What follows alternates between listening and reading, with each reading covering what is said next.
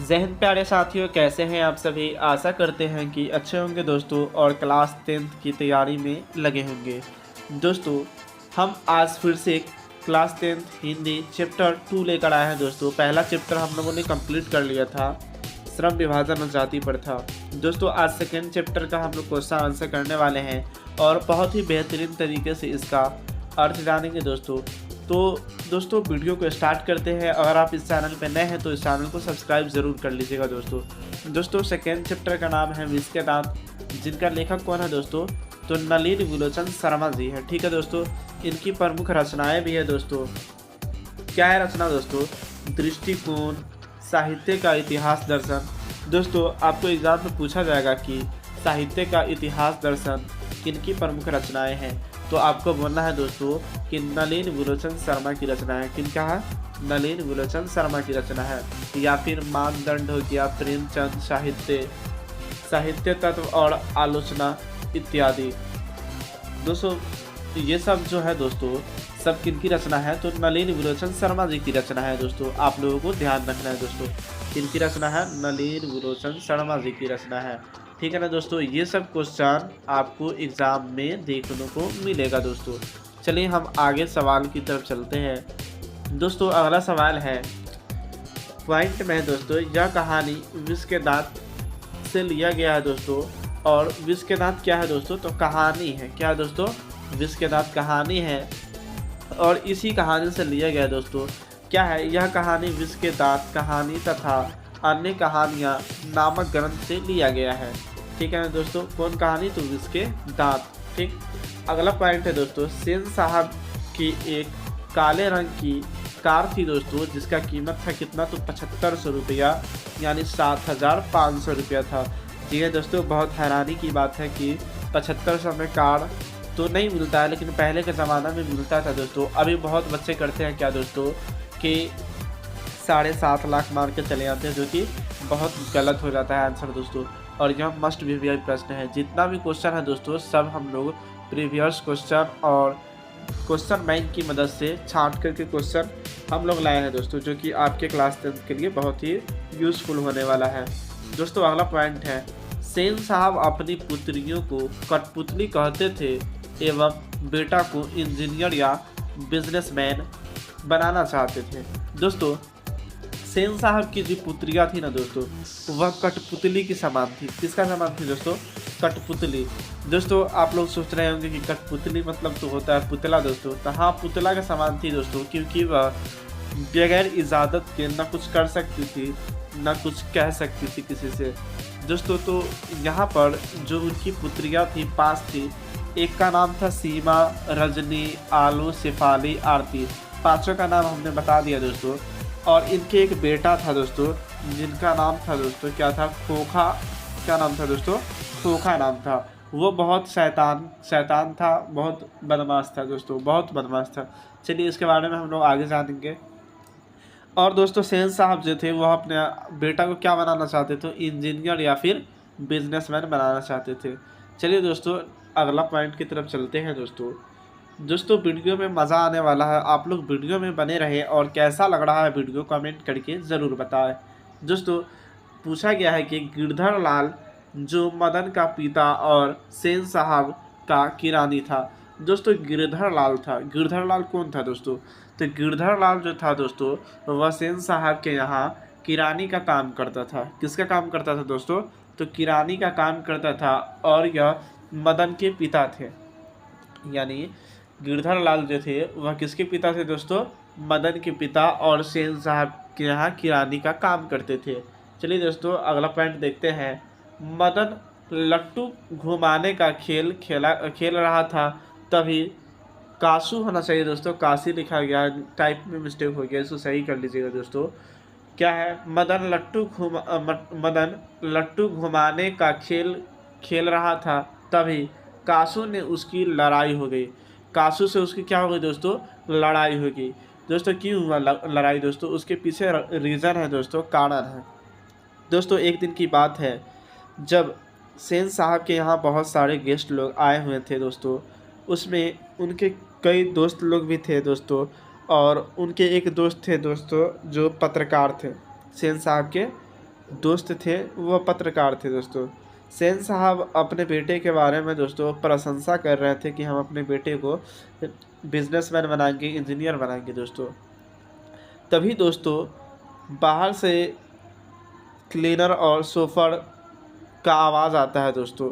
क्या आवाज़ आता है? मदन दोस्तों गाड़ी से छेड़छाड़ कर रहा था। तभी मदन के पिता और सेन साहब बाहर जाते हैं और देखते हैं दोस्तों, तो मदन है वह ड्राइवर का कॉलर पकड़े हुआ था। किसका दोस्तों? ड्राइवर का, यानी सोफर का कॉलर पकड़े हुआ था। और उसकी मम्मी उसको खींच रही थी। किसको? मदन को खींच रही थी दोस्तों। तो सेन साहब इस सब कंडीशंस को, इन सब बातों को देख रहे थे और बोल रहे थे क्या? सेन साहब बोल रहे थे मदन की मम्मी को, ए मदन की माँ, अपने बेटों को समझा लो, आइंदा इस गाड़ी के पीछे इर्द गिर्द न घूमे, ऐसा समझा लेना।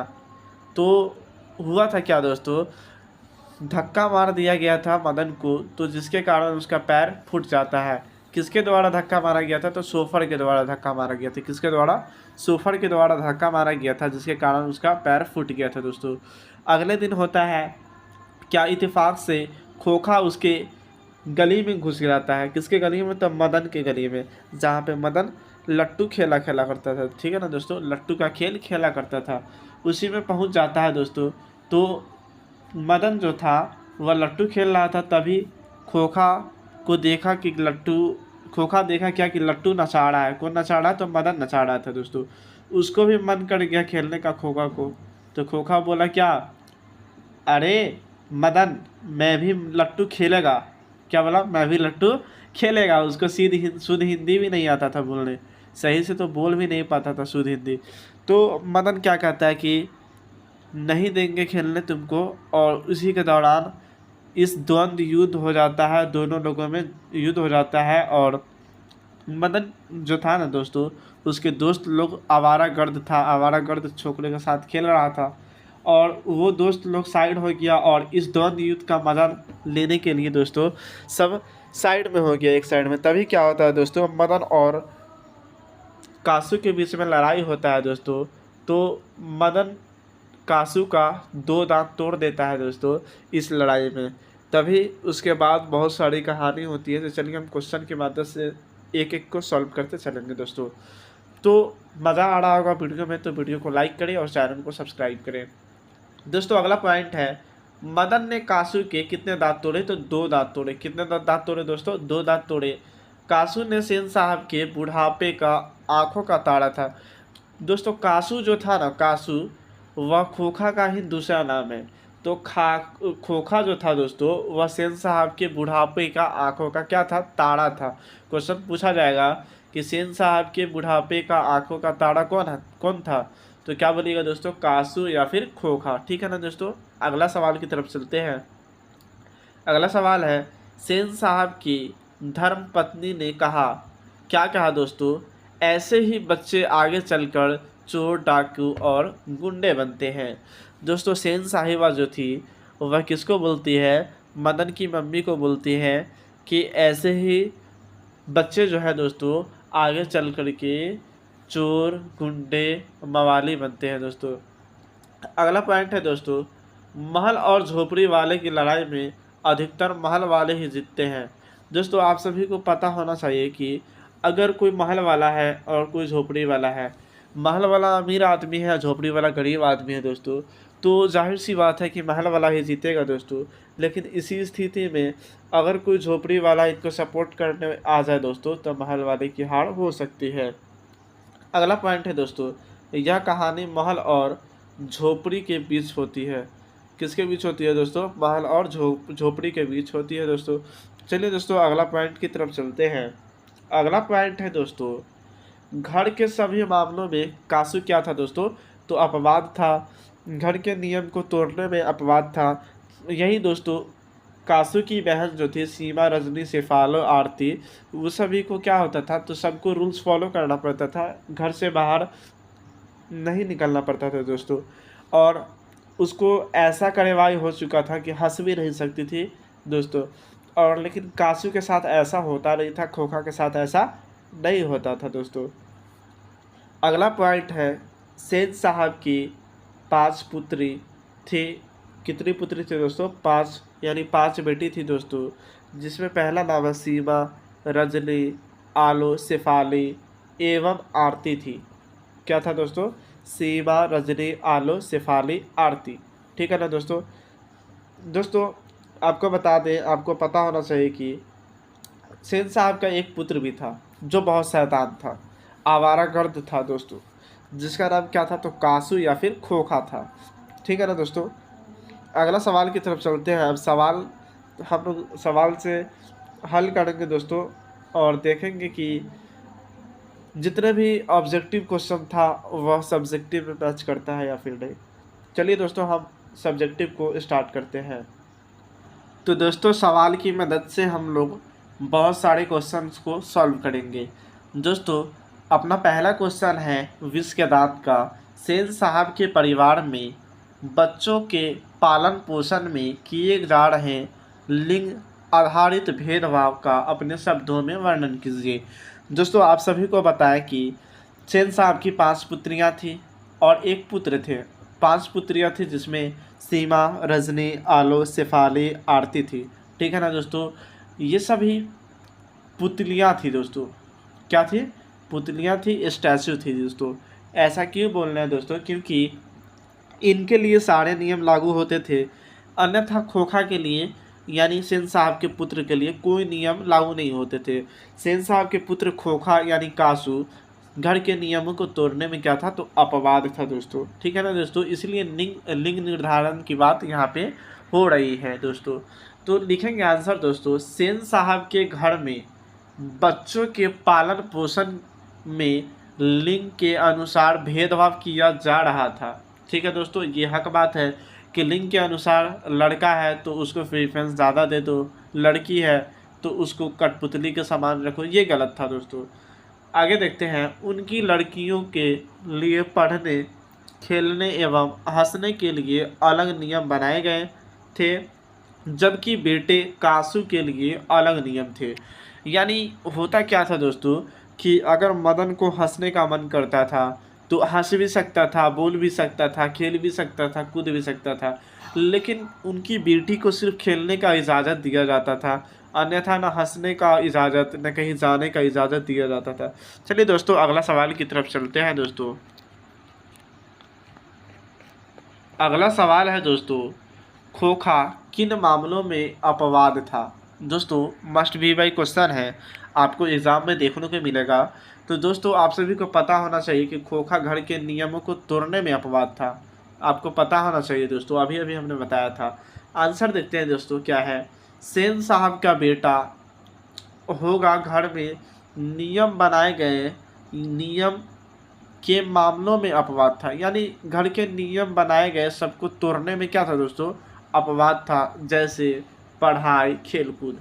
दोस्तों उसको कितना भी मना किया जाता था कि नहीं खेलो, नहीं खेलो, मत पढ़ाई करने के लिए बोला जाता था, फिर भी पढ़ाई नहीं करता था दोस्तों। चलिए दोस्तों अगला सवाल की तरफ चलते हैं।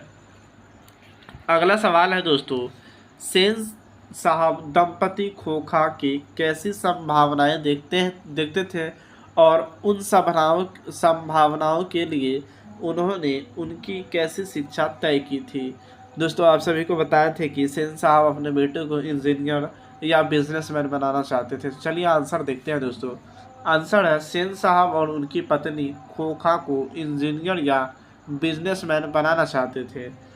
इसके लिए सेन साहब ने अपने बेटे को स्कूल न भेजकर घर पर ही शिक्षा देने के लिए तय किया था। दोस्तों आप सभी को पता होना चाहिए कि सेन साहब जो थे वह अपने बेटे को बिजनेसमैन और इंजीनियर बनाना चाहते थे दोस्तों, लेकिन क्या उनके बेटा को स्कूल जाने की कोई आवश्यकता था दोस्तों? नहीं दोस्तों, उनके घर पे ही टीचर आते थे और उनको पढ़ाया करते थे। चलिए दोस्तों अगला सवाल की तरफ चलते हैं। दोस्तों वीडियो में बने रहें क्योंकि हम सारे इंटरेस्टिंग सवाल लेकर आए हैं दोस्तों, जो कि आपके एग्ज़ाम में देखने को मिलेगा 100% दोस्तों सवाल है अगला, मदन और ड्राइवर के बीच के विवाद के द्वारा कहानीकार क्या बताना चाहते हैं? दोस्तों आप सभी को अभी भी हम बताए थे कि मदन और ड्राइवर के बीच में झगड़ा हुआ था। तो ड्राइवर ने मदन को धक्का मार दिया था, जिसके कारण उसका पैर क्या हो गया था, फूट गया था दोस्तों। तो उत्तर देखते हैं दोस्तों क्या होगा। मदन और ड्राइवर के बीच विवाद के द्वारा कहानीकार यह बताना चाहते हैं कि महल वाले और महल वाले कभी यह नहीं चाहते हैं कि झोपड़ी वाले के बच्चे उनके कीमती सामानों के आसपास भी भटके। यानी जो अमीर लोग होते हैं ना दोस्तों, वो कभी नहीं चाहते हैं कि गरीब लोग कभी मेरे सामान के इर्द गिर्द भटके। ठीक है ना दोस्तों। तो सेन साहब भी अमीर व्यक्ति थे दोस्तों, और घमंडी भी थे। वह अपने पैसों पे नाच करते थे। वो नहीं चाहते थे कि गरीब का बाल बच्चा हमारे घर में आए और हमारे सामान के इर्द गिर्द भटके। चलिए दोस्तों अगला सवाल की तरफ चलते हैं। दोस्तों वीडियो में मज़ा आ रहा होगा तो हमारे इस चैनल को सब्सक्राइब करें और अपने एक दोस्तों के साथ इस वीडियो को शेयर ज़रूर करें। दोस्तों अगला सवाल है, क्या कासू और मदन के बीच झगड़े का कारण था। दोस्तों कासू और मदन के बीच में झगड़े का क्या कारण था, वही पूछा गया है। इस प्रसंग के द्वारा लेखक क्या दिखाना चाहते हैं। दोस्तों कासू और मदन के बीच झगड़ा क्यों हुआ था दोस्तों। तो कासू और मदन के बीच में झगड़ा लट्टू खेलने के लिए हुआ था दोस्तों। मदन ने बोला था कि हम लट्टू तुमको खेलने नहीं देंगे, लेकिन कासू क्या बोला, कासू बोला, उसको तो हिंदी भी बोलने नहीं आता दोस्तों। बोलता है, अरे मदन मैं भी लट्टू खेलेगा। लेकिन मदन कहाँ खिलाने वाला है। कुछ दिन पहले तो उसके बाप उसको इंसल्ट करके भेज दिया था। उसी को बदला लेने के लिए मदन ने झगड़ा किया था दोस्तों, और उसे लट्टू खेलने से इनकार कर दिया था। तो आंसर देखते हैं दोस्तों क्या होगा। कासू और मदन के बीच झगड़े का कारण लट्टू घुमाने का खेल था। दोस्तों अभी अभी हम बताएं कि उसका कारण था लट्टू खेलना। इस प्रयोग के द्वारा लेखक यह बताना चाहते हैं कि झोपड़ी वाले लोग भी अपने अपमान का बदला ले सकते हैं। दोस्तों लेखक यह बताना चाहते हैं कि अगर कोई महल वाले व्यक्ति किसी गरीब व्यक्ति को अगर इंसल्ट करते हैं तो उनके पास भी क्षमता होती है कि वह बदला ले सके। तो मदन ने यह काम को करके दिखा दिया था दोस्तों। चलिए दोस्तों अगला सवाल की तरफ चलते हैं। ये सभी सवाल आपको क्वेश्चन देखने को मिलेगा आपके ही एग्ज़ाम में दोस्तों। चलिए सवाल है अगला, आपकी दृष्टि में कहानी का नायक कौन है, तर्कपूर्ण उत्तर दे। दोस्तों आप सभी को पूछा गया है कि आपके कहानी में यानी कहानी का नायक कौन था, तर्कपूर्ण उत्तर दे। दोस्तों आपका आंसर है, मेरी दृष्टि में इस कहानी का नायक मदन है। कौन है दोस्तों, मदन है, क्योंकि वह महल वाले सेन साहब से बिना डरे उसके ड्राइवर से लड़ जाते हैं। हकीकत बात है दोस्तों कि मदन जो था वह ड्राइवर से यानी शोफर से झगड़ने लगता है, उसका कॉलर पकड़ लेता है दोस्तों, जिसके कारण सेन साहब को गुस्सा आ जाता है और कहते हैं कि ए मदन की माँ, अपने बेटे को ले जा और इसके इर्द गिर्द भटकने मत देना। ठीक है ना दोस्तों। और मदन ने उसको कॉलर को पकड़ लेता है, जिससे क्या पता चलता है दोस्तों, यह पता चलता है कि महल वाले सेन साहब से बिना डरे उसके ड्राइवर से भी लड़ गया था दोस्तों, और उसके बेटे के 2 दांत भी तोड़ डाले थे दोस्तों। चलिए अगला सवाल की तरफ चलते हैं। अगला सवाल है दोस्तों, कासू का चरित्र चित्रण करें। दोस्तों कासू का दूसरा नाम क्या है, फटाफट से कमेंट करें दोस्तों, हम वेट कर रहे हैं दोस्तों। फटाफट से कमेंट करें कि कासू का दूसरा नाम क्या था दोस्तों। तो आप सभी को पता होना चाहिए कि कासू का दूसरा नाम था दोस्तों खोखा। क्या नाम था, खोखा था दोस्तों। सवाल है, कासू सेन साहब के बुढ़ापे की आंखों का तारा था। क्या था दोस्तों, कासू जो था सेन साहब के बुढ़ापे का आंखों का तारा था दोस्तों। सेन साहब उसे इंजीनियर या बिजनेसमैन बनाना चाहते थे। क्या बनाना चाहते थे दोस्तों, बिजनेसमैन या फिर इंजीनियर बनाना चाहते थे। कासू अपने पिता द्वारा बनाए गए सभी मामलों में अपवाद था दोस्तों। कासू के जो पिता थे सेन साहब, उनके जितने नियम बनाए गए थे दोस्तों, उस सारे नियम में अपवाद था, लेकिन बेटी जो थी वह फरमाबरदार निकली, यानी उनके कहनामे को करती थी दोस्तों। उसके बाद देखते हैं क्या था, घर के लाड़ प्यार ने दोस्तों उसे बिगाड़ दिया था। किसे बिगाड़ दिया था? तो खोखा को बिगाड़ दिया था। वह बिना डरे किसी के ऊपर हाथ चला देता था, यहाँ तक दोस्तों घर के गार्ड तक को नहीं छोड़ता था। कासू जो था ना, बहुत बदमाश लड़का था, सभी को मारता पीटता बैठता था। चलिए दोस्तों अगला सवाल की तरफ चलते हैं। सवाल है दोस्तों, सेन साहब का चरित्र चित्रण कीजिए। दोस्तों सेन साहब के बारे में तो हमने बहुत कुछ बता दिया, आप सभी को अब बताने की आवश्यकता नहीं है, आप सब खुद क्वेश्चन आंसर कर सकते हैं। चलिए हम करा देते हैं दोस्तों। क्या है? सेन साहब विष के दांत कहानी का मुख्य पात्र है। आप सभी को पता होना चाहिए दोस्तों, सेन साहब जो है विष के दांत कहानी का मुख्य पात्र हैं। सेन साहब की 5 पुत्रियां और 1 पुत्र है। आप सभी को पता है दोस्तों कि सेन साहब की 5 पुत्रियां हैं। पहला सीमा, रजनी, आलो, शेफाली, आरती और 1 पुत्र भी थे जिनका नाम कासू या फिर खोखा है। वे अपने बच्चों के लिए घर पर अलग अलग नियम बनाए थे दोस्तों। ये जो सेन साहब थे वह अपने बेटे के लिए, अपने बच्चे के लिए घर पर अलग अलग नियम बनाए थे दोस्तों। वह अपने बेटे को बुढ़ापे का आंखों का तारा मानते थे, यानी वह अपने बेटे में बुढ़ापे का सहारा देखते थे दोस्तों, जो कि गलत था, क्योंकि खोखा जो था बहुत बदमाश था, कहाँ से आंखों का तारा हो सकता है। उससे बढ़िया तो मदन था दोस्तों सवाल है अगला, मदन का चरित्र चित्रण कीजिए। किसका दोस्तों? तो मदन का चरित्र चित्रण कीजिए क्वेश्चन है दोस्तों। हम लोग लिखेंगे मदन विष के दांत कहानी का सबसे प्रमुख पात्र है। यह किस कहानी से लिया गया है दोस्तों? तो विष के दांत कहानी से लिया गया है। यह विष के दांत कहानी का क्या है दोस्तों? तो नायक था। मदन जो था वह विष के दांत कहानी का नायक था दोस्तों। यह बिना डरे सेन साहब के ड्राइवर का विरोध करता था, यानी दोस्तों बिना डरे सेन साहब के ड्राइवर को कॉलर पकड़ लिया था, एवं जब कासू इसके साथ गली में खेलने आता है, यानी अभी भी बताए थे दोस्तों कि जब कासू यानी खोखा जो था किसके साथ आता है दोस्तों? तो इसके साथ आता है दोस्तों, गली में खेलने के लिए आता है, तो मदन उससे लड़ाई कर लेता है दोस्तों। लड़ाई कर लेता है, उसके बाद क्या करता है दोस्तों? तो मदन ने उसको 2 दांत तोड़ डालते हैं। कितने दोस्तों? 2 दांत तोड़ डालते हैं दोस्तों। उसके कारण क्या होता है दोस्तों? तो सेन साहब की जो किरानी का काम करता था, कौन करता था? तो गिरधर लाल कौन था? तो सेन साहब के नौकर थे, ठीक है, और मदन के पिता थे। उनको नौकरी से बाहर निकाल दिया गया था दोस्तों, क्योंकि ये मदन जो था वह उसके बेटा को पीटा था दोस्तों। तो चलिए दोस्तों हम फिर से मिलते हैं नेक्स्ट वीडियो में, तब तक के लिए वीडियो में बने रहें। अगर वीडियो अच्छा लगा हो दोस्तों तो इस चैनल को सब्सक्राइब करें और वीडियो को लाइक करें। जय हिंद दोस्तों, फिर मिलते हैं नेक्स्ट वीडियो में।